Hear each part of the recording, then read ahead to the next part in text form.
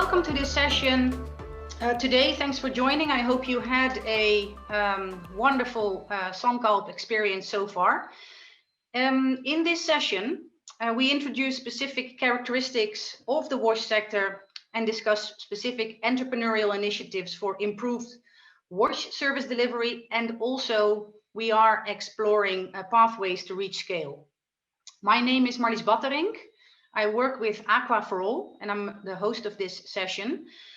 In the session, we will dive a little bit deeper into the key success factors and challenges to scale and mobilize investments for growth. Thank you. Yes, this one.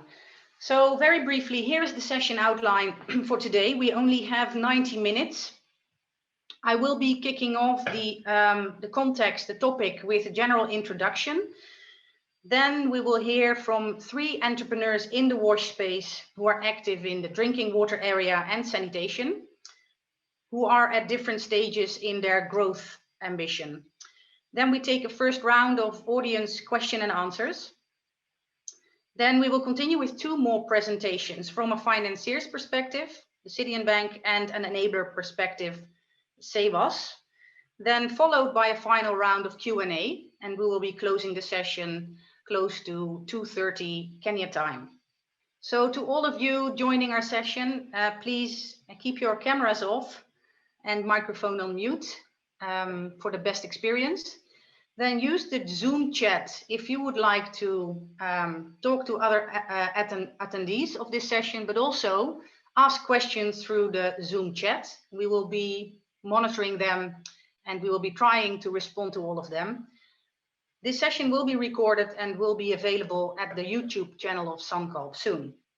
So can we please go to the second poll right now to kick off the context of the session?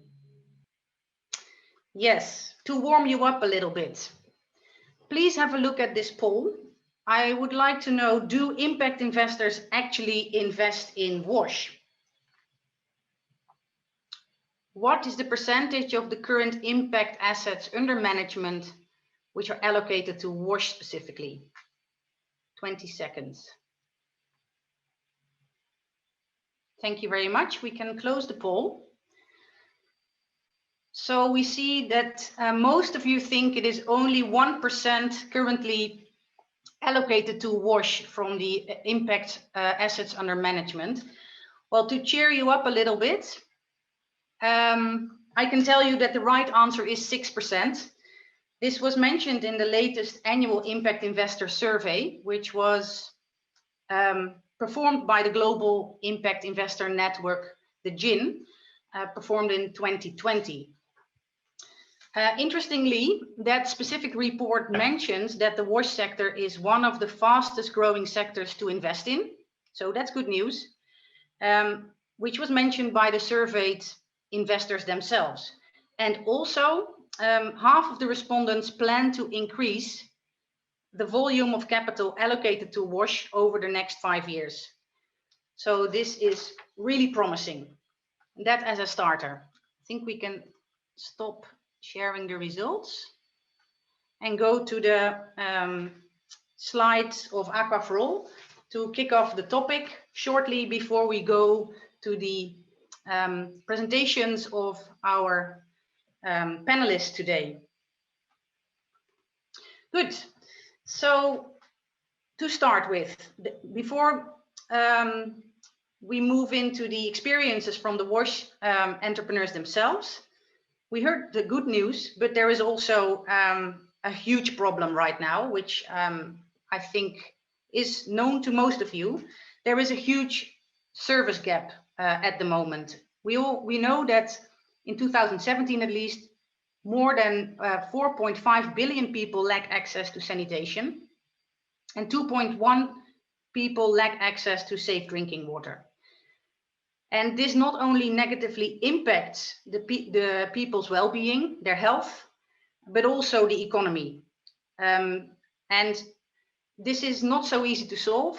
I think all of us in the sector are working very hard towards solving this. But with the current insufficient funds, more finance is needed to close the gap, and more solutions are needed that can serve all the people in need.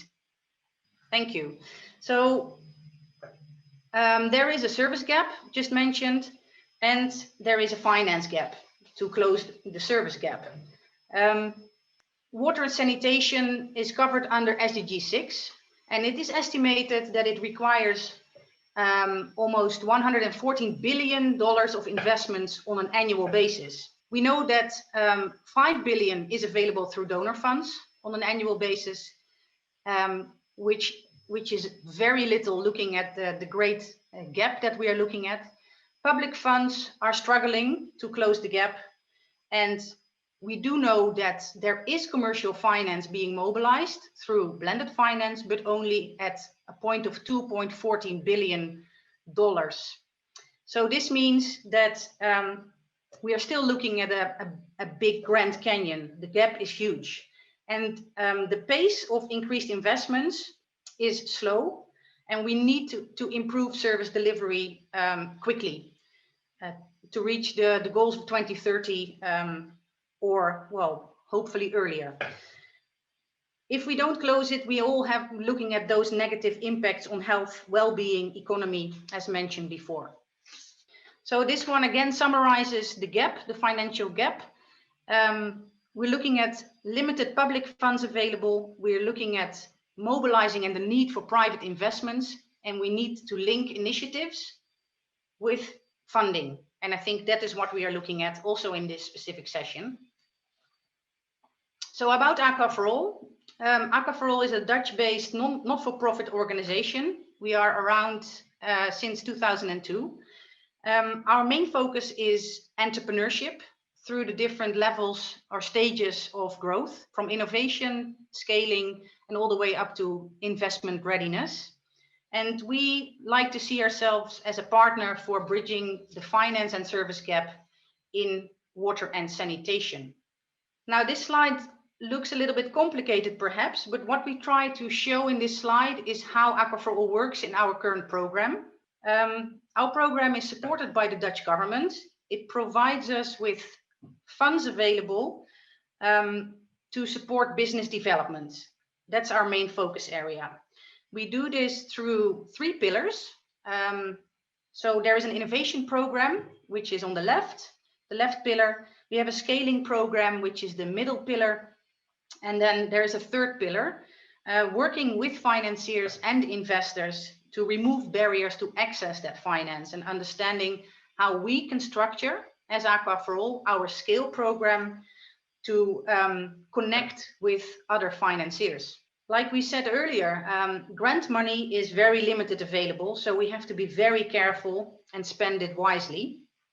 And Aqua for All does this through market and sector development, through creating blended finance solutions and working on pipeline development, which is in the scale program, and collaborating closely with investors to mobilize that additional capital. So how do we try to unlock the necessary additional capital? We have de-risking instruments.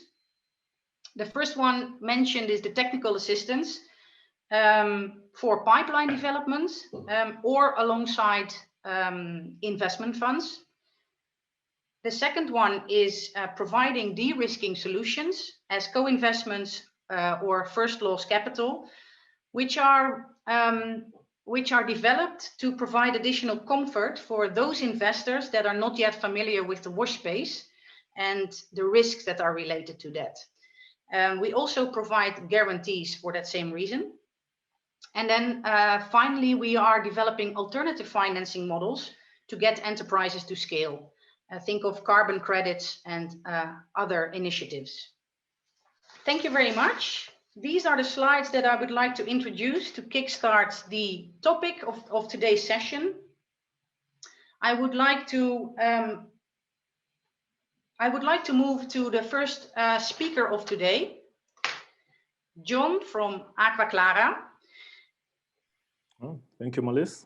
Thanks, and please take it away. The floor is yours for your presentation on what you do in the wash space. Thank you, Marlies. My name is John Nyagwencha. I am the CEO of Aqua Clara Kenya. So if we could have the slide, I can jump into my presentation. But as we get the slide on, Aquaclara Kenya is a social enterprise that was founded in 2009, and we work across East Africa to provide access to safe drinking water. Yeah, so we are really focusing on sustainable access to safe drinking water. As many of you already know, access to safe drinking water is a major challenge across the continent, specifically for us in rural communities where people rely on contaminated water sources. School children don't have access to safe drinking water as well. And so what we did is come up with solutions that can inexpensively and quite effectively make the water that people have access to safe for drinking. So what you can see there are solutions that we've developed, water filters that are designed for rural households and schools. And the technology that we have been rolling out since 2017 is a technology that is simple to use, is quite effective, and is able to provide safe drinking water for at least 5 years without any replacement of parts or any repairs if well taken care of. To distribute these solutions, the water filter specifically, we found it to be quite beneficial to work through partnerships. And so there are two types of partnerships that I would like to mention that have been quite instrumental in us distributing these products. The first one is partnerships with government and NGOs that enable us to create awareness, especially in areas where the level of awareness of the waterborne diseases or the solutions that exist to make water safe are not well known. The second type of partnership that we have been able to utilize to distribute these products is with financial institutions, specifically microfinance institutions and savings and credit cooperatives. This allows us to provide the water filters to customers on credit because the customers that we serve typically will be living on less than $5 a day. And so the combination of these solutions, the water filters that I've mentioned, as well as the partnerships that are enabling us to distribute them, have seen us increase access to safe drinking water. And accompanying that, there's a reduction of carbon dioxide emission because the people using these filters would typically be boiling their water, which leads to emission of carbon dioxide. Next slide, please. So over the years, like I said, we have tested different technologies. We started in 2009 and in 2016 launched a new technology, the membrane filtration technology that is used for the products that you saw in the previous slide.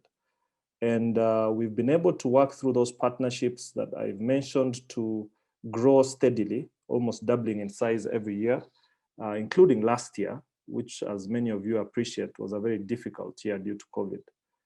The target we have is to double this growth over the remaining 4 years. But in 2022, which is next year, we expect to break even by selling 9,600 water filters. The income that we generate from these filters combined with carbon credits that we are generating from the carbon dioxide emission that is reduced will enable us to break even. And that then puts us in a position to start scaling across the country and across the East African region. There have been many factors that have been quite instrumental in us to get to this point. The first one is organizational culture. So one of the things we've really focused on from the beginning is to build a culture that enables us to not only succeed in the environment we are in, but also to succeed when challenges come, as they did last year. And so we've built a team that has passion and integrity, and we've inculcated a culture of experimentation that enables us to continue iterating our model, pivoting, and changing the things that are not working to respond to the demands of the market. The second factor that has been quite useful for our success at this point is the partnerships that I talked about. We specifically collaborate with the community health volunteers that are part of the healthcare system to create awareness in different communities. We also work with NGOs. And once these communities have the awareness that is necessary for us to introduce products, we collaborate also with microfinance institutions that enable us to provide our solutions on credit. I mentioned technology. It's been very important to come up with a technology that is simple, that anybody can use quite effectively, that is fast. People don't have to wait too long to get their water to be safe, and is effective. Is able to provide water that meets World Health Organization standards for drinking water. The final part that has been quite successful for us and very instrumental is the customer support. Through the carbon credits income that I talked about, we've been able to ensure that 100% of our customers are followed up on, which is very important for us to ensure that not only customers acquire our products, but they continue to use them correctly and consistently. And so as we move to the next phase, there are three key things that we are focusing on for us to scale. The first one is product improvement. We, up to this point, have been working with a minimum viable product. So we developed a filter that is able to test whether there's demand in the market and develop a strategy for selling and marketing. But we are at a point now where we need to redesign that product to make sure that we make it more aesthetically appealing so that people of all cadre within the country are able to buy it. That will open new customer segments that we've not been able to tap into right now.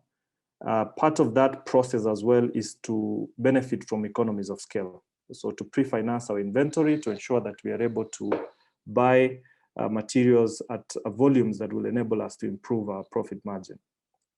The second part is the product financing. As I mentioned, we work with microfinance institutions, but there have been challenges that ensure that we are not really reaching as many people as we would like. And so we've been testing since last year with funding from Aqua for All, a direct lending option where we give our product on credit in what we call rent to own.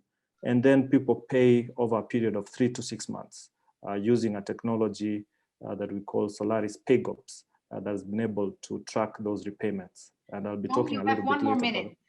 Sorry. And then the last part is the distribution model where we are able to then warehouse and retail our products across the country. Last slide, please. And also finally, over the next 5 years, the idea is that, the goal rather, is that we have 1 million people with access to safe drinking water, which is around 150,000 water filters sold. And what we need to reach that goal is a grant that will enable us to develop our product further of around 10 million shillings or 100,000 USD. We would like also a loan that will finance our inventory, as well as technical support to improve our sales, our marketing, and human resource management. I think I can leave it at that point. I know there'll be questions and I'll have an opportunity to elaborate on some of these topics later. Thank you, John, for your presentation. Very clear. Can I invite Galen from Djibu to share his presentation? All right. If you could bring up the slides, I can kick it off. I'm Galen. I co-founded Djibu about 8 years ago. I'm calling in from Kampala, Uganda, and I based my time between here, Kigali in Rwanda, and Nairobi, Kenya. So we co-founded Djibu with the belief that if local owners are not driving solutions, the solutions will not last. They will not be permanent. And if local owners are not driving solutions that ultimately create a sustainable enterprise for themselves, they also will not last. So we founded Djibu on this belief in an eye-to-eye partnership model where we can equip and empower local entrepreneurs to drive solutions to providing essential services in their neighborhoods for themselves, with drinking water as an anchor product. So Djibu is a business format franchise model, and what we do is train, equip, and finance entrepreneurs to start drinking water franchises. What that means in other terms is we install a water treatment system in a high visibility retail point that it enables an entrepreneur to treat water from any source, package it in a reusable bottle, and then sell to a 1 or 2 kilometer radius right around through retail and through distribution. So essentially, we're able to keep the water affordable to customers in the neighborhood because of a hyper efficient, decentralized production and distribution model. But at the same time, sell water at a price that creates enough profit for entrepreneurs to have a meaningful business for themselves. So our traction to date, we have about 300,000 daily customers.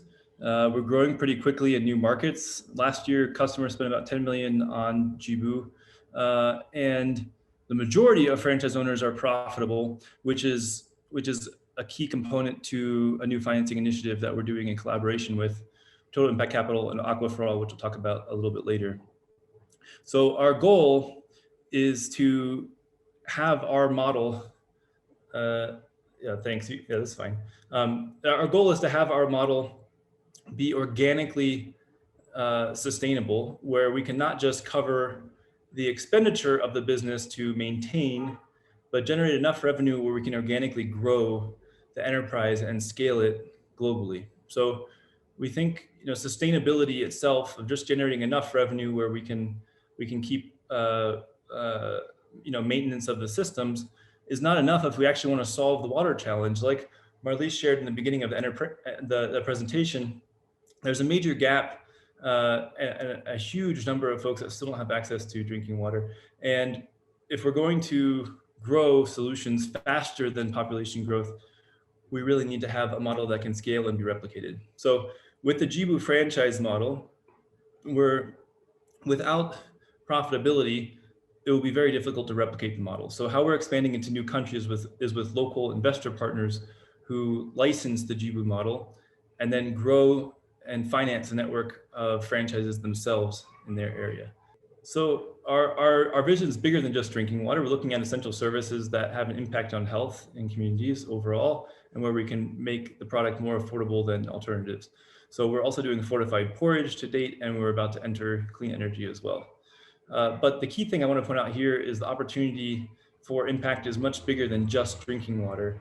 And like I said at the beginning, our dual purpose is both creating business ownership and economic opportunity at the same time as making drinking water affordable. So we've created over 2,400 full-time job equivalents, and we now operate in 7 countries across 4,000. So when we're looking forward, our goal is to continue growing at the rate we have and reach 1 million customers in the next 2 years, to grow the platform for other products. Growing the platform for other products actually helps to serve more drinking water and bring down the price of drinking water as well, because it essentially will get better use of the retail space that's there in each neighborhood. And we want to bring Jibu to 5 new countries and launch more than 500 new entrepreneurs. So we've now to date done 3 rounds of financing for Jibu. All rounds have been blended finance. And what I mean by that is it's been grants, debt, and equity, all participating side by side in growing Jibu's impact and Jibu's scale. So our most recent round is a bridge round, and we're in the process of closing a unique facility with an SPV that's sponsored by TIC, Total Impact Capital, DFC, and Aqua for All. But essentially, like I pointed out before, what's unique about the Jibu model right now is that because we're investing in growth at the holding company level or the parent company level, we're not yet profitable as an overall aggregate enterprise. The fees we receive as a holding company are franchise fees, which are a much smaller percentage of the retail price that entrepreneurs are selling to customers at. So we have a large number of franchisees who are profitable across the network, but the holding company is still not profitable. So what this SPV does is actually narrow the financing to directly focus on franchisees. So the advantage of this is that there's lower risk for an investor because it's sort of I'll explain the model a little bit better. So how the SPV is working is Jibu has maintained ownership of the key asset or the water treatment system in franchises across the network, so that we can have recourse if bad water is produced or some there's some egregious violation of the franchise agreement. That being said, we don't have any purpose for having those assets on the balance sheet. The only purpose is operating reasons. So so essentially what we're doing is selling these assets off the balance sheet to the special vehicle and then repaying or buying back those assets on a lease to own that's payable as a percentage of revenue of the cash flow from those assets. So essentially, the advantage is that we pay as we're able to. We're guaranteed that we're able to pay and service the loan at the tenure that makes sense based on the revenue from the underlying assets or the water treatment systems. And at the same time, the investor is de-risked because they're fully collateralized. Because the systems then go off balance sheet, it also enables the investor to sort of serve in a senior debt position while still technically being off balance sheet for the entrepreneur. So because it's fully collateralized, serviced first, it's lower risk for the investor and can be more affordable than alternative types of financing might be. Go ahead, Marlies. I think this was your last slide. Yes, I had one more, but please go ahead, and then we can finalize this presentation. Yep.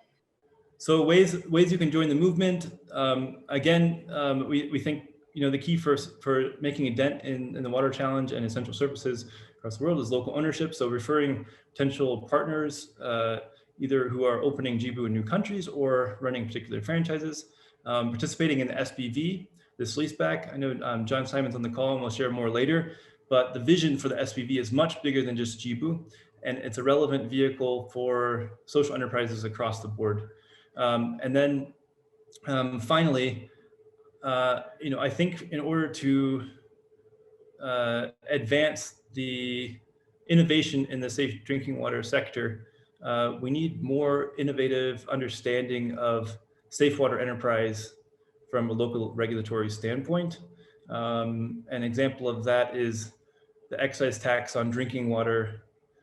In Kenya, for example, is about 5 times the excise tax on beer or local spirits. So there needs to be some support and collaboration across public sector and private sector, I think, in order to accelerate solutions. So that's all I had. Thanks a lot.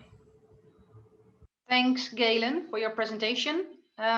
Let's move to the third presentation today of David from Sanergy. And please keep putting your questions in the chat box. We'll be registering them and picking them up during the Q&As that will follow. Floor is yours, David. Great. Good afternoon, everybody. My name is David Auerbach. I'm one of the co-founders of Sanergy, based here in Nairobi, where we have been operating for about 9 years now. And it's a pleasure to show you what we're up to. So we look at the sanitation and waste management challenge for cities in a very specific way, that cities are going extremely quickly. Right now, populations in informal settlements are going to increase from about 1 billion citizens today to more than 3 billion citizens by 2050. And what that means is that sanitation waste in particular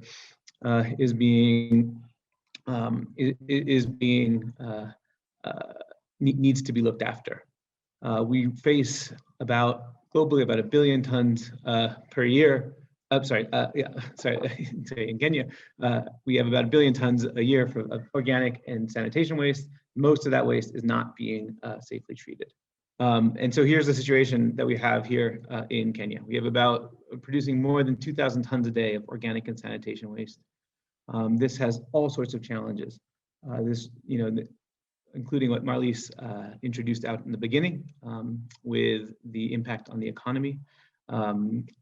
Kenya loses about 1 to 2% of its GDP due to sanitation-related disease. We're also seeing rising GHG emissions, increased water pollution, and increased health risks. Of course, about 27,000 children are dying every year due to sanitation-related disease. On the flip side, we look at this from challenges around agricultural yields. Right now, here in Kenya, we suffer very significant challenges around soil fertility, as well as very expensive costs to be able to produce animal feed for livestock. And what this means is that not only do we see reduced incomes for farmers, We also see the loss of forests, we see overfishing, and we see the depletion of land. So this is what Sanergy is all about, is taking a, next slide, sorry, taking a circular economy approach to solving the sanitation challenge. What we do is we build a network of sanitation and organic and waste management facilities, starting, for example, here in the top right, you can see our Fresh Life toilets, which are operating within informal settlements. We then guarantee the safe collection of the waste. We then ensure that that waste is being processed, treated and processed by being converted into valuable agricultural inputs. Organic fertilizer called Evergrow, insect-based protein called Kuzapro, and then also biomass fuels for briquettes. So it starts with us doing the building of the waste collection network. And so this ranges from, as I said, sanitation facilities. These are waterless sanitation facilities that are built deep into the informal settlements of Nairobi and Kisumu. We've built about 3,500 of them that serve about 140,000 people. And this off-grid sewer solution enables us to be able to safely collect and manage this waste. It's different from a sewage solution, which of course does have challenges because it has other pollutants that are going into the waste. We also collect organic waste from around the city. And so we work with hotels, agribusiness, restaurants, the airport when it's fully operational to collect their waste. This waste is being safely and professionally collected and transported. I think this is really important component of this because within municipalities, there's actually very little structured, formalized, reliable waste collection services. And then we now take this to our processing plant, which is the largest in East Africa that we've built over the last couple of years in partnership with some prominent investors. This plant has a capacity of about 70,000 tons of waste to take on about 70,000 tons of waste. And here we are processing into agricultural inputs. We convert all of the waste into safe, valuable agricultural inputs. The first of these is what you can see on the top here is insect-based protein for animal feed. So we are what are called black soldier fly larvae who consume sanitation and organic waste, and they grow big and fat, and then we harvest them, pasteurize them, and dry them, and the end product is 40% protein. This is very valuable, not for you and me, but for livestock. And this is very natural to the diets of chickens, fish, and pork. The larvae leave behind a compost or a residue that we are composting into organic fertilizer, which you can see in the bottom left.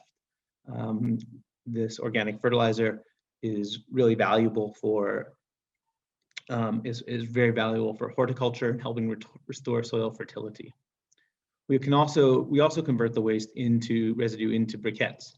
This is really convenient for local industry that is still very dependent on fuel sources like firewood, and instead using these eco-friendly briquettes is a very smart, simple way for them to be able to power their operations. So yes, and so here we are to date, promoting local, sustainable local agriculture with these organic products. Farmers are seeing increasing yields from the use of our agricultural inputs and similar increases with using quality animal feed.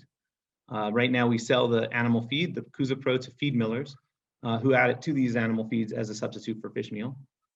There's a market potential of about $65 million here in Kenya alone, and we've already been able to secure letters of intent for over 150 tons per month to be secured. For our fertilizer, we built a great network of 200 agri-vets so far across 10 counties, as well as we work with key clients who are running large farms. This enables us to sell several hundred tons per month of fertilizer, and we're just seeing the market grow and grow. There's about a $500 million market in Kenyan horticulture alone, which we think which we are looking to grow. At the same time, we've been able to set this up for export farms too by getting our fertilizer to be EcoCert certified. David, you have 1 minute left. Sure, I'm almost there. Thank you. So where we've been so far, so right now our model has enabled us to serve affordably 140,000 urban residents with safe sanitation services, over 15,000 tons of waste being collected per year, all of it being safely treated, 1,000 farmers right now have increased incomes, and over 50,000 tons of carbon dioxide offsets we are seeing, carbon dioxide emissions offsets per year so far. Next slide. And we are now in the process of raising an additional 5 million in equity to scale up our Nairobi operations to both prove the factory economics and build a pipeline for new factory expansion. And so this year we are working to get this factory that you saw at the outset to become profitable. And this is what we're actively working most closely with investors on. We've built a good track record. We have a great 200-person team with significant experience across here. This is just for you all to get a sense of this. Next slide. And have already brought in, leading impact and institutional investors ranging from Novastar, FinFund, the Finnish government, to AXA, a large institutional investor who came in our most recent round. And at the same time, we've been able to build very strong partnerships with the Kenyan government. And so this is it. We would love for you to join us. This is something that, through an investment in the circular economy and what we're doing on the waste reuse side, we're being able to transform SDG 6 in particular, clean water and sanitation, and SDG 11 around sustainable cities. And this has been a really conscious approach that we made, especially recognizing that, as Marlies pointed out, about 6% of investments are going towards WASH. Well, what Sanergy's work is able to do is very much within the WASH space, but is actually tapping into markets where there's clear return on investments at this stage to help us mature or to help us thrive in this way. Thank you, and that's it. Thanks, David. Thanks for your presentation. Thanks to all presenters so far. I would like to start the first Q&A for the next few minutes before we go to the last two slides, two presentations of the day. First of all, I would like to invite John Simon from Total Impact Capital to respond a little bit to the topic that Galen already introduced on the specific vehicle that is being created currently on leaseback. John, can you please introduce yourself, Total Impact Capital, but also Galen mentioned that this vehicle could be interesting for the whole WASH space widely, not only for Jibu. Can you explain a little bit how this could impact the WASH sector and what you hope it will achieve? Absolutely, Marlies. And first off, thank you for so efficiently organizing this panel, and thank all the panelists for excellent presentations. I was struck by how important finance was in each of the models that were presented. I would note that Galen did an excellent job presenting our rather complicated structure that we've developed with him to finance the growth of Jibu. But in all cases, you have a challenge in the WASH sector that you need a lot of upfront investment to get to a point where you can deliver clean water to people. And yet you have a sector, because water is such a necessity, that and because if you're trying to serve the lower income sectors of society, where your margins are not going to be that large, so you don't have a very rapid repayment of the upfront capital you have to provide. And I think that's a challenge that you see throughout the sector. Galen, I think, did a good job of describing the technical approach that we're taking with the finance impact solutions facility, which is basically using the investment that's already been made as collateral, in essence, for further financing by buying that investment, providing cash to Jibu. Jibu can use that cash to invest in new franchises, and meanwhile the investors have access to the existing assets as security for their investment. But even more than providing that security, what we're really capitalizing on is the success that has been created by the hard work of the Jibu team and financed by Jibu's previous investors. So as Galen pointed out, more than half of his franchisees are profitable. And since they are able to generate cash flow, we're able to utilize the cash flow that's coming from those performing seasoned franchisees to fund the financing that then Galen and the Jibu team is able to use to invest in future franchisees. And that creates a virtuous cycle where as each franchisee becomes successful, they basically become a source of additional financing for future franchisees. And the more successful franchisees you have, the more future franchisees you can fund. And I think when we think about how this can apply to the wash sector as a whole, if you think of John's presentations and the Sanergy presentation, all of them have that same sort of dynamic where a little bit of success can lead to the cash flows necessary to fund future growth. And that's really where we have to find the opportunity to mobilize cash into the sector. So obviously it works very well when you're talking about franchisees, because franchisees, you can get the unit economics right at the franchisee level, and you can finance against those individual franchisees or that group of franchisees without necessarily having to have a profitable corporate business on top of that. And the corporate business can focus on growth instead of trying to simply make its financing. God, Marlies, you've appeared. That means I need to bring it to a close. But that's the opportunity, is to recognize that there's a lot of upfront investment that goes into making these water enterprises like all three that we've heard successful, and how do you capitalize on that upfront investment, the success that it's created, to generate more finance to create that virtuous cycle. Thanks, John, for a really relevant answer, and also I think quite an exciting development for the wash space that is being developed right now with the support of Total Impact Capital. I would like to move to a few questions to the panel so far.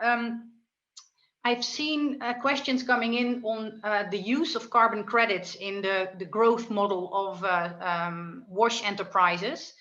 Maybe John from Aqua Clara, I see you are responding already in the chat box. That's great. And also I would like to ask David from Sanergy to respond to this. Can you explain how carbon credits is supporting your business model, and how you look at the market developments for that? John? Yeah, sure. So for us, as I mentioned in the presentation, we reduce emissions of greenhouse gases, specifically carbon dioxide, when people use our water filters, because typically our customers would be boiling. And so since I think 7 years ago, we recognized that this is an opportunity for us to start generating additional income from carbon credits. And so it's been quite instrumental. I think in some years, up to 70% of our income has been coming through carbon credits. It has been quite instrumental for us to have this income stream to enable us to look at some of the costs regarding research and development, some of the staff salaries that have to be paid as we grow the business to a level where the income from sales of water filters is sufficient. So in terms of its benefits, I would say it's a market that has been quite useful, and it's a market we are betting on to continue helping us to scale. The challenges we have there, obviously, like any market, there are fluctuations in prices, and it's not without interference from the politics of the day. And so the idea for us as we move forward is to see how we can leverage these carbon credits to perhaps also use it as collateral to have financing to cover some of the other costs that we have. I can let David also jump in as a little bit of that. Yeah. Thanks for that, John. I think it is an interesting area to explore for the wash space, which is also work that Aquaforol is doing. David, from your experience, how do you look at the potential benefit, the benefits from carbon credit? Yeah, no, this is, just carbon copy what John said, actually. Very much, we're very much looking at it the same way. The Container-Based Sanitation Alliance, which is a network of organizations that is providing non-sewage sanitation solutions, is doing a lot of work both on the on the potential of carbon credits and more broadly climate positive sanitation. Again, recognizing that within the wash sector, we need to do a better job of, I think, of tying ourselves to sectors where there is clear, perhaps even surplus of funding going towards, of which climate resilience and carbon offsets and carbon credits are increasingly, are increasingly focused on. And so we're trying to do a lot of work around that, but it is a long journey, with formal methodology processes and such. So it's not something that, like, in Sanergy's business plan is it like a guarantee of revenues, but it is seen as something that will become centrally important as we're able to go through quite a complex process there. Thanks, David. Yeah, I recognize a lot.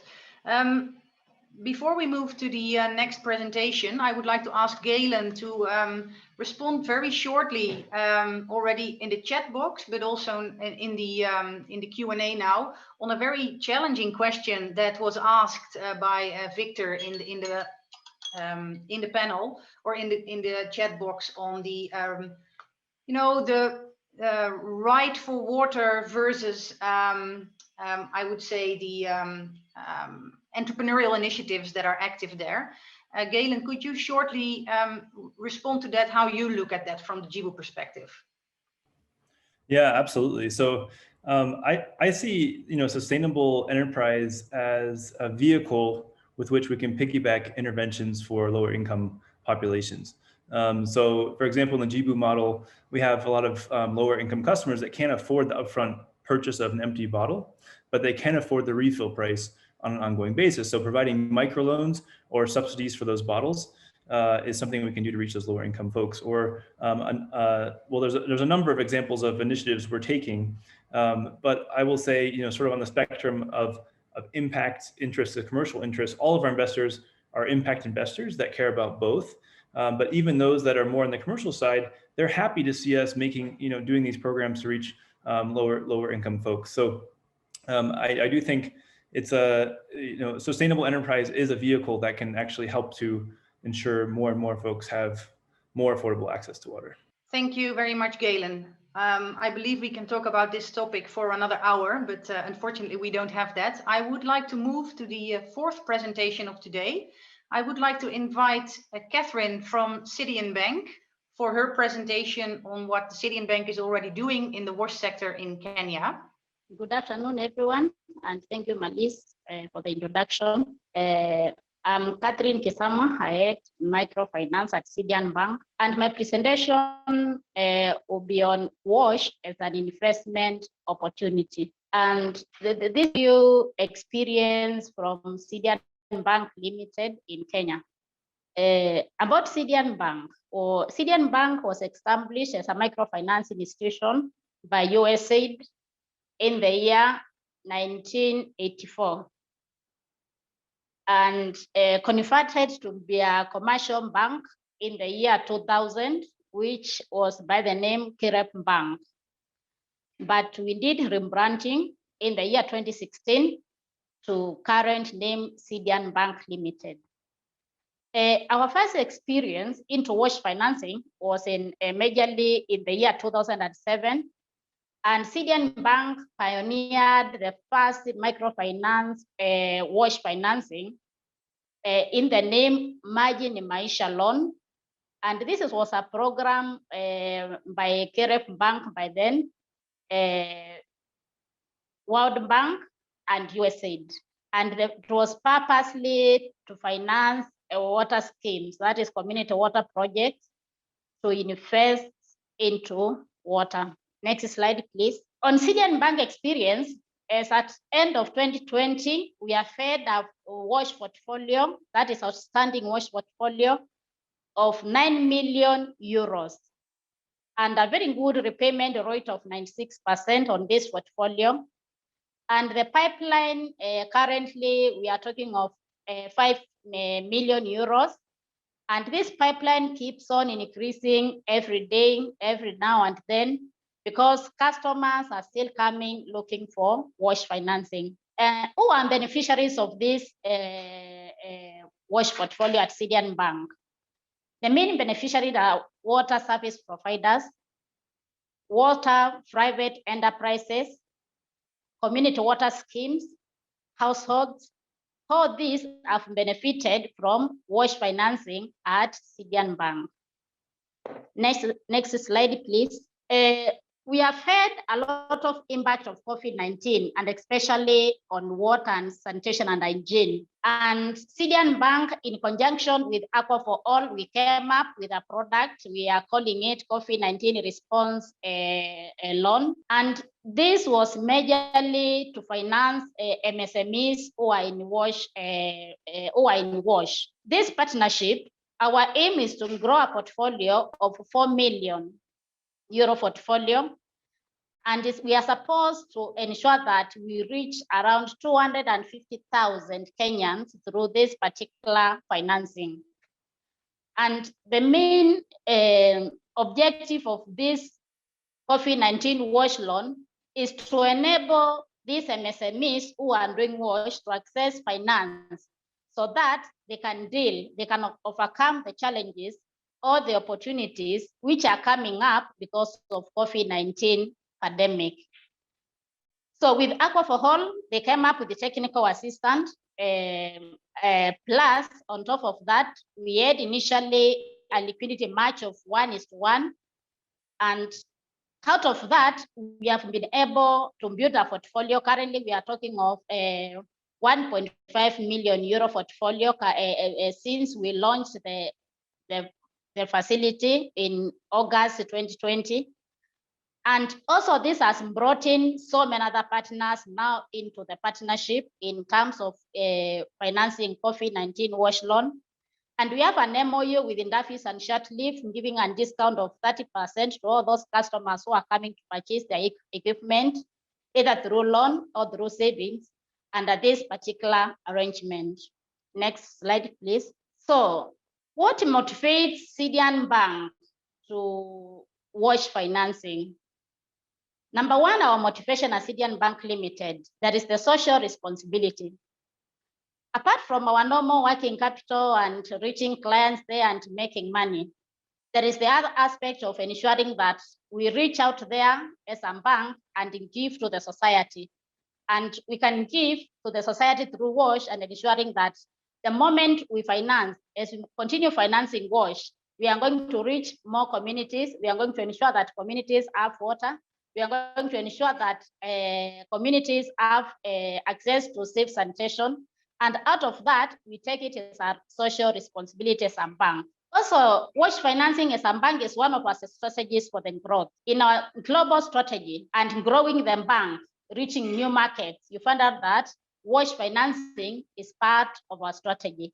And this is to ensure that we reach more communities, we reach more cities, we reach more households with wash financing. Also, we have had many partners whom we partner together so that we can ensure that we do wash financing into our market. And these partnerships have enabled us and many stockholders to reach more and more customers, more and more households, many utilities, many wash entrepreneurs through wash financing. Again, our motivation when it comes to wash financing, many financial institutions, they normally take this as a very risky environment, risky venture.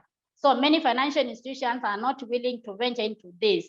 So we normally have a competitive market share. The market is there for us to invest, and that is part of our motivation to continue financing water and sanitation. Source of income and job creation. If I finance an enterprise, it will employ people. This particular enterprise will earn income, and out of that, have improved their economic status. So when we are doing wash financing, there are things which work very well and things which have worked very well.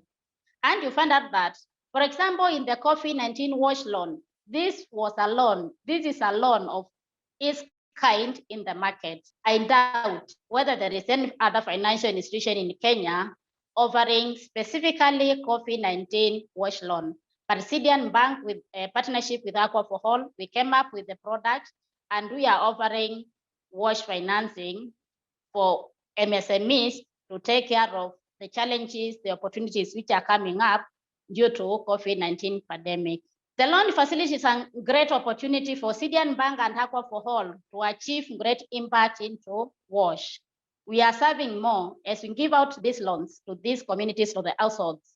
We are reaching more and more communities, more households, more SMEs, and out of that, they do their business, they provide clean drinking water, safe sanitation, and hygiene to all in Kenya. Another aspect which have worked, due to WASH financing, it has enabled us to work with different partners into the space. The government of Kenya, many government, non-governmental organizations, many private institutions, like I have said, we have an MOU with Indafis and Shatleaf, NGOs like Aqua for All, Finnish Model, all these have come up because of Sydian Bank financing WASH. What is our challenge? We normally have liquidity challenge. Many are the times, you can see the pipeline, as I've said, I'm talking of €5 million pipeline. I don't have sufficient capital to ensure that I fund all these businesses, all these customers who are coming to us. Lastly, on WASH financing, we have de-risking instruments. And as I've said, many investors will view this WASH financing as a very risky venture. But at Sydian Bank, we have come up through partnerships, through stakeholders, we have come up with different de-risking instruments into WASH financing. We have DFC guarantee, which normally gives us 50% guarantee for any WASH loan facility we normally give out there. Aqua for All, they have given us technical assistance and part of it liquidity towards lending into COVID-19 WASH loans. Finnish Model, they have given us cash guarantee to all sanitation entrepreneurs who are coming to borrow loans to venture into sanitation business. So what is my ask? If I can get more and more stakeholders, more partnerships to help us increase our de-risking instruments, to help us improve our liquidity challenge, then a Sydian Bank will appreciate. Thank you very much. Thank you, Catherine, for your presentation. Very clear. Let's move to the final presentation of today. Janek from Sebas, can I invite you to the floor? Thank you very much, Marlies. As we're waiting for the presentation to come on, welcome from my end, or a big hello. I'm very humbled to be on this panel that has actually spoiled my entry into the presentation, which I wanted to hook with the name of the new program we're about to set up together with Aqua for All, that will be called Wake Up for Water Acceleration in Kenya. Unfortunately, despite having gone through more than an hour of a Zoom meeting, I feel I could go for 2 more hours and don't need any waking up myself. Let's see, where's the presentation? Is it coming on? Give me a moment, Yannick. Shraddha just lost her. Okay. I can maybe start with a quick intro of myself and of CWAS beforehand done already, and we'll skip that slide afterwards. So I'm here to talk about an acceleration program specifically tailored to support WASH enterprises in Kenya. Now, we've already heard from well-advanced enterprises during the first part of the session. And of course, the intention of this program is to continue building a pipeline of enterprises that could complement what has been presented and actually help to serve the large service gaps that we face in the Kenyan market, but also beyond Kenya and East Africa, of course. I work with CWAS, which stands for the Center for Entrepreneurship in Water and Sanitation. We've worked with water-related enterprises now for more than a decade, providing patient and very sector-specific and tailored business development support. Why is this interesting? Because, of course, beyond general business development support is always really imperative to establish connections to key actors, to be able to provide actually sector-specific insights into which regulations are needed to be complied with, or which permits are needed. And we basically act as, think about us as a sparring partner for young and emerging enterprises. So in our team, we combine technical and business experience with actually a fairly entrepreneurial attitude, with many of the team members having actually founded businesses themselves, including myself. So we build on fairly extensive experience of incubating, accelerating, and scaling already almost 400 water-related enterprises globally, and use that as our main asset to support enterprises. Margaret, has the presentation issue been sorted out? Yes, can you see? Yes, perfect. So if you can stay on that slide, that's great. Why do we consider the WASH acceleration program as something that is critically important is because you've seen the great cases of impact-oriented enterprises that have been presented earlier on. But there is actually, when we look at the Kenyan market, a very large pool of enterprises that are emerging, that have been established, and some that have been around actually already for a decade or longer, looking at more traditional businesses. But in our initial work on actually scoping out the Kenyan market, we've come across a number of aspects that I want to highlight just as a basis to leeway into the presentation of our program. When we look at the enterprises, we've seen that actually there's a lot of, and that was specifically phrased like this, tired enterprises around who have received some support through incubation trainings, one-off boot camps, but actually lack tailored and very specific support for their needs. And many of them actually also lack, initial risk-tolerant capital to even bring them to a point of being investment ready. That is kind of when we look at the WASH enterprises, large pool, but support needs are not necessarily fully met. When we look at investors, as Marlies already pointed out at the beginning of the session, I think most of the participants here are investors. A number of financing facilities, investment funds have been set up, are being set up, specifically focusing on water-related enterprises. But here, aside from these financiers being aware of the sleeping potential that we have in the Kenyan market, being a large market as such, we've also seen that it is very tricky to actually manage risk in this sector or industry that is oftentimes only just one part of a portfolio that investors are looking at. And really understanding such a new sector that you're not familiar with can be a big challenge and a big obstacle to actually start investing. Last but not least, we see an environment where we have, on the one hand, lots of entrepreneurial support organizations, and on the other hand, we have water sector organizations. Now, the problem is the entrepreneurial support organizations oftentimes do not have the experience to provide support that helps to understand what it means to work in a market that is dominated by public actors who need to become clients of many of these enterprises. And on the other hand, we have water sector actors that are actually fairly remote or far detached from what the reality of an entrepreneur actually looks like. If we can move to the next slide, that would bring us to the Wake Up program.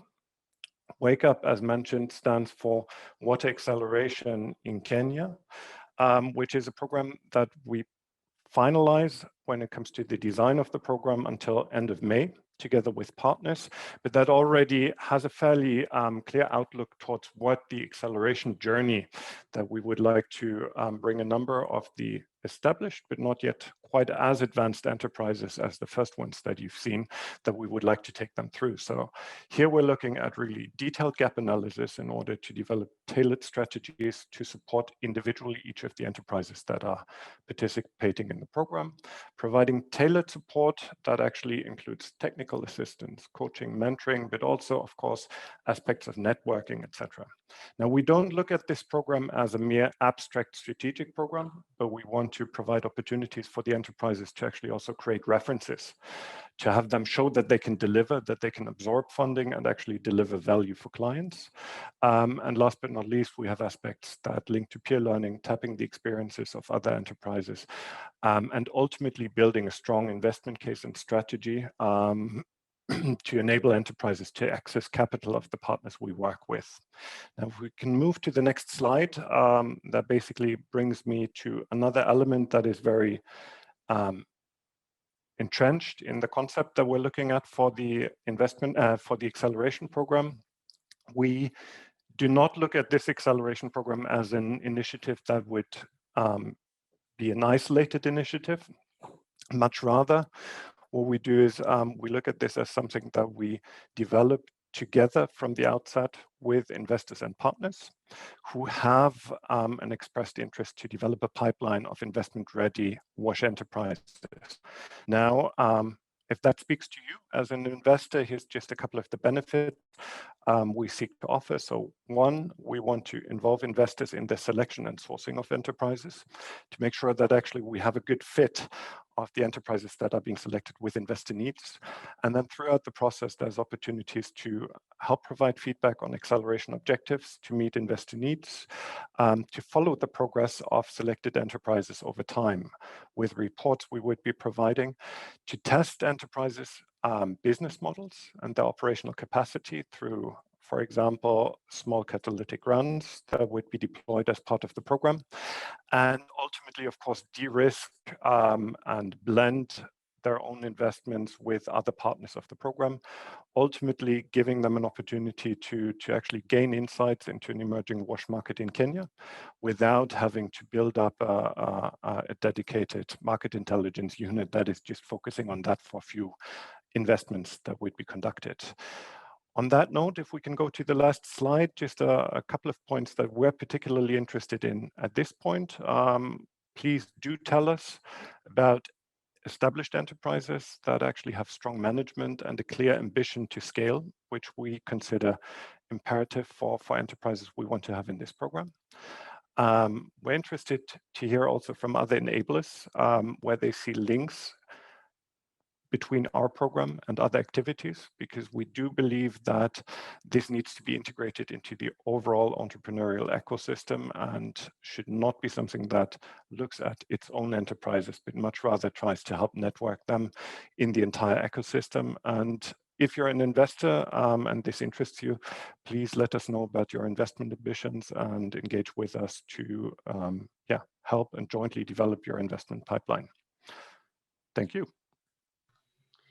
Thanks so much, Yannick, for your presentation and for keeping the time. That's great. We have a few minutes left in the session to go to the final poll first, to wake up the audience and get your input on the poll before we go to the final Q&A round.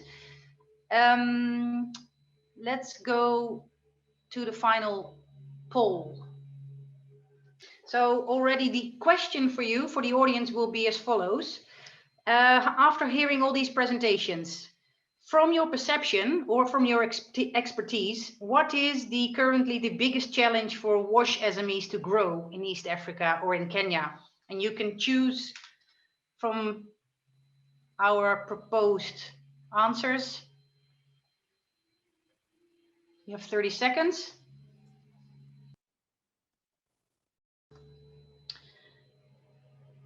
All right, thank you very much. I think without having all people entering the poll, I think the answer is pretty clear. Most of the respondents mentioned that access to finance, affordable, suitable patient finance is key. Thanks for this. We can stop sharing the results of the poll. Over to the Q&A with the audience. Please put your questions in the chat box if you have any. Can I ask all the panelists to put on their videos? Yes, I think you're all here. Thank you very much. First of all, looking at the poll results, I would like to pose a question to Yannick from Sevas. Thanks for your presentation on the proposed accelerator program. Looking at the results from the poll, is there something missing there? Are you surprised by the results? And what ingredient would you see is essential for a successful accelerator program? I'll respond quickly, but I'll look at the entrepreneurs here on the panel as well to see if they agree by nodding. What sticks out to me is that I think the response options will have different type of importance for the different type of enterprises that we need in the sector.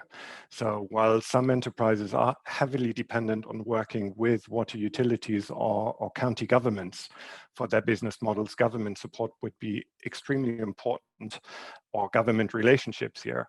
Whereas with others, I mean, from John, what you've mentioned, targeting more end customers, of course, financing options for end user finance become extremely important, and ultimately then additional options for financing, as was indicated as a key bottleneck, are important. But this is exactly where I think we need really tailored support for different types of enterprises that need different type of access to resources, to capacities, to networks, in order to actually gradually build and scale their networks. I think just one additional point, what is extremely important is to actually bring a lot of entrepreneurial talent to this sector, which has not been the case in so many cases as we've seen here on the panel elsewhere. So we really need to make sure that we attract more such outstanding entrepreneurs to the sector that can make a difference. And I think that's a longer term process that we also have to invest into. Thanks for that, Yannick. You mentioned the example from John from Aqua Clara reaching households. I recall in the presentation from Catherine that she's talking about household customers as well. Catherine, on the loan facility that you are deploying right now, can you inform us on how Citibank is trying to reach households as well through the facility and through your services? Because that could be very relevant for businesses like Aqua Clara, Jibu, but maybe even also Sanergy. Okay, thank you, Malis. Okay, currently with the wash facility we are giving to the customers, you find out that we don't have any formula to who are we supposed to give. We are moving out there, doing marketing, making partnerships to ensure that we get these customers on board so that they can benefit from the facility. So both from Aqua Clara, from Jibu, if we get those customers who are in need of financing, they fit very well into this facility and they can be financed through this facility. Yeah. Okay, thank you very much. I do remember or recall that you do collaborate with selected MFIs to reach to the smallest level of communities and households. How is that developing, your collaboration with the MFIs? You're referring to me, Malis? Oh, sorry. No, this one goes to Catherine. Sorry, John. Okay, with this COVID-19 wash facility, we are collaborating with the microfinancing institutions whereby we are lending them on a wholesale lending so that they can reach the micro customers and lend them in the space of wash. Because as Citibank, we cannot reach everyone who is in need of wash financing out there in the market. The market is so huge. So through these microfinancing institutions, through the circles, we find out that this will help us more and more to reach more customers, more households with this particular COVID-19 wash financing. Yeah. Thanks, Catherine. Yeah, clear answer. From the chat box, I get a comment that from the answers that were available, information was missing. Otherwise, that box would have been ticked. To the three wash entrepreneurs in the panel, Aqua Clara, Jibu, and Synergy, can I ask you shortly to comment on the relevance of information for you to be a successful entrepreneur? Very short answers. John first. Sure. I would look at it from two levels. So as an organization, I think there's a gap that we have in understanding the different financing options that exist. So even today from Galen's presentation, I was surprised there are some very sophisticated ways of handling this very big challenge. So I'll say information to entrepreneurs, there's a gap there. Information to the customers that we target at the household level is also quite critical.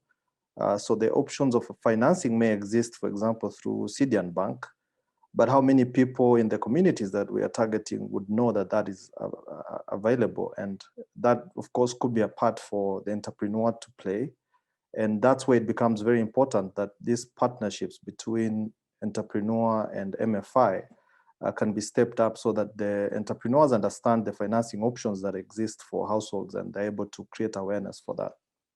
I would agree with Phoebe. I would just maybe modify it a bit and say more than just information, it's networks and access to the right networks and folks. So I know Yannick mentioned, that there's a talent gap or something at the entrepreneur level.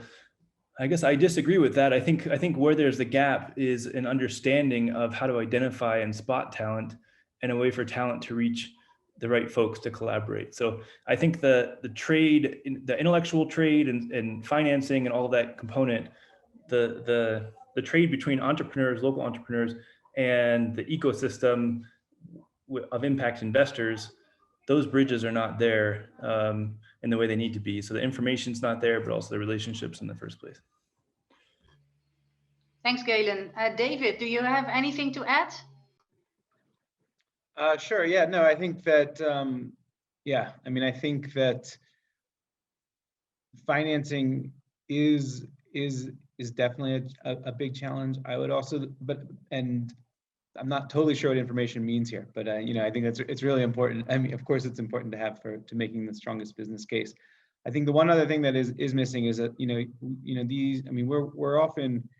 It's often saluted that entrepreneurs are working in sort of green field or open or blue sky industries. But as we start to scale, we really do need to be able to work closely and compliantly with government. And so ensuring that that effective regulation and efficient regulation can be in place for what we're doing is something that's really, really important, because I do think a lot of the investment capital still does come from abroad. And it is always flagged as a very quick risk. Is what does the government think? And so building that enabling environment to be able to de-risk investments is really really really important missing ingredient that needs to be talked about more. Thanks for that, David. Very important addition, I would say. We are heading towards the final few minutes of this session, so I would like to close the Q&A session for now. Shraddha, can we have the slide up from Aqua for All with all the panelists? And then I would like to start thanking the panelists for and speakers for their contribution. And their responses given to the questions that were asked. They were very informative presentations, and I think it points out those relevant areas that we need to collaborate on and work on. Please reach out to all of them in case you have ideas or questions for partnership development. So please don't hesitate. If you can't find them, please reach out to us and we will connect you. Next slide, please. So for the closing remarks of this session, I would like to thank you as an audience for your participation and your contribution. I think what we've seen from all of these presentations is that there are a lot of wash entrepreneurs that have a challenging road towards viability and scale. But what we see is, interestingly, there are a variety of investment opportunities that are already existing or are in development. And the sector is really moving in that area in close collaboration with investors. And yeah, I hope that from the Cidian presentation, we do see that the market in wash is there already. It is being served by Cidian Bank partly, but I think we do see there is more potential for investments flowing into the sector. So there, I think that's being supported by a few comments in the chat box as well. The impacts that can be created by investing in wash are enormous and are even more so being put into quantitative measurements right now, which is needed also sometimes to, you know, finally convince investors to step in. So I think what we see, there are investment opportunities already existing or being created. What I think is very clear from the last discussion is that we do need partnerships and information sharing to make the most out of it. And I think to create also some out-of-the-box mechanisms that solve some of these key challenges that are very typical for the wash sector, I think pointed out nicely also by John Simon from Total Impact Capital. So we are moving into the closing of this session. And thank you for joining. Please reach out to us if there is anything you would like to know more about, if you would like to partner with us to make it all happen. So this is the end of the session. Thank you. And please have a look at the recordings of the session or share it with your networks. Bye-bye.